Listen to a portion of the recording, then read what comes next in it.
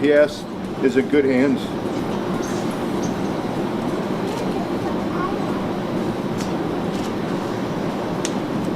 I know we can be friends.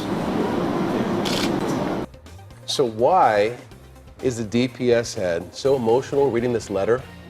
Because it came from his own father back in the 1980s. A time capsule's opened up. We have an amazing story for you. So Colonel Milstead is going to be live in studio to share more about this. That letter, I'm telling you, that is something. So amazing. Can you imagine? Hey everybody, 7 o'clock here on a Monday morning. Up the time capsule last week because they were celebrating the department's 50th anniversary. So inside was a letter from the DPS director at the time, so way back when, we're talking years ago.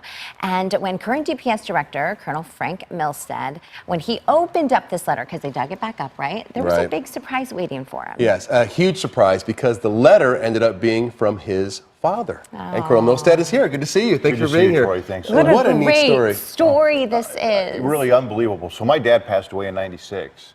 And this is 1988, and I'm a neophyte Phoenix police officer, not really even paying attention to what he's been doing because all the things that were going on at DPS with the Meekum impeachment. Yeah. And then we were also going through the Iran-Contra affair, too. So you had Oliver North testifying in front of the Senate. So it was a really busy time for him, and I was a new police officer at Phoenix PD when the capsule was buried. You're just trying to start your career and get going. So you had no idea that your dad had written this letter. So take us fast forward to when you dig up this capsule and look at it. So now it's been 27 years, and we dug the capsule up for the 50th anniversary of DPS, which was July 1st. Right. And so I started going through the capsule in front of a crowd of people, and there's a letter, and I know my dad's handwriting, even though he's been gone for so many years, but it says, you know, Ralph Milstead on it. And I opened it up, and this is the letter, but the first two words were, "Dear Director." And I was immediately choked up because I was like, holy cow, he wrote this to me unwittingly, obviously. Yeah. Because, I mean, what are the chances? The keenest screenwriters in Hollywood couldn't have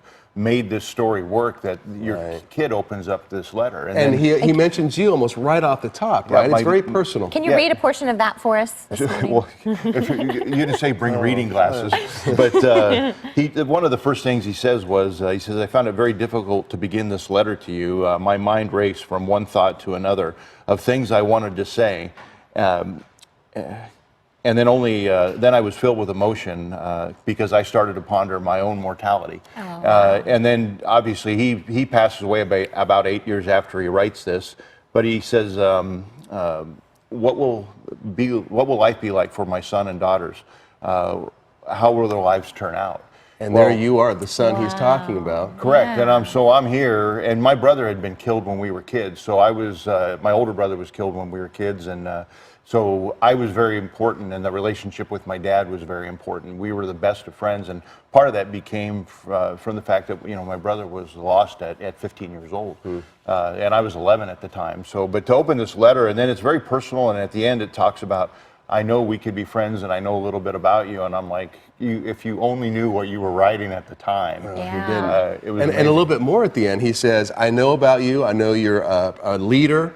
I know you work hard, and I think we could be friends. Then have your dad say that about you without even knowing it was going to be you. Right, and I think what he was saying was whoever ascended to this position to run the state police, to run Arizona DPS, obviously had those characteristics. So in a very unusual way, I get complimented by my father for being able to ascend to this level and to run the agency at the level it needs to be done. And you know, after I opened it up later that afternoon, I called Dina, who was his widow, and said she was mentioned in it. And then I sent the governor a note, and I said, look, I don't get this moment if you don't appoint me to this position. So thank you for that. So, it just further solidifies the relationship I have with him, and just how special it's been to lead the agency and work for Governor Ducey. Absolutely. And so here's a question for you. Are you going to now create a time capsule and put it back in? Right? So we did. And actually, I'll be very candid. I pulled my letter back because my letter was very business. And we're going to put one in for a 50-year time capsule that'll be opened up in 2069. Okay. So unless modern science really helps with the life expectancy, I won't be around for that.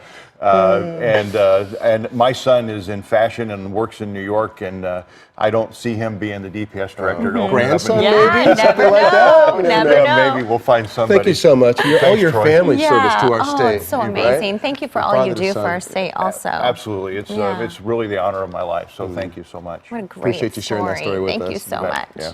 It's good. It's good to see. You get emotional all these years later. Yeah. It's Me father and too. son. Well, I and- miss him every day. We literally talked every day. Did you? Yeah, we just had a great relationship. So. Okay. Thank you so sharing much. this. Thank Great you. talking with you.